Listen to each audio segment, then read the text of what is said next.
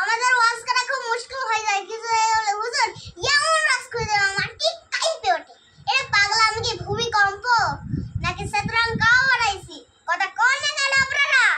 আবার কিছু জায়গা বলে হুজুর এমন ওয়াজ করেন মানুষের হাসতে হাসতে পেটে চামড়া ব্যথা করে। তা তোমার একটু হাসি মজা আমি তো দরকার। আমারে দাওয়াত দাও দিয়েছে ওরা দাও দিয়ে কৌতুক অনুষ্ঠান কথা কমে গান। আবার অন্য জায়গা বলে হুজুর আজকে এমন ঘটনা এমন একটা কাহিনী ধরবেন হুজুর মানুষ জানে একটাও না ওঠে। আমি কি সদার পা ধরে বসে থাকবো? মন চাইলে শুনবেন আসলেই চলে যাবেন। গলাগান ঠিক কিনা, কারণ একজন মানুষ হাজারো মানুষের মন জাগানো অনেক কঠিন। কারণ আমার স্বামী আছে বড় মন্দির বাড়ি একটা, আর এতগুলো মায়ের সন্তান আমি কি পারবো সবার মতো কাজ করতে? এই যে মাদারি করে দেন হুজুর হুজুর আজকে এমন প্র্যাক করবেন মানে যে চোখের পানি ছেড়ে দেখায়। এরা পাগলা রে, বাপ মারা গেলেও কাঁদে না। কাঁদে কেন? বাবা মারা গেলেও কাঁদে না।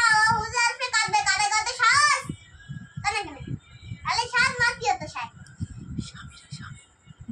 কথা কেন ঠিক কিনা রাগ করতেছেন মনে হয়।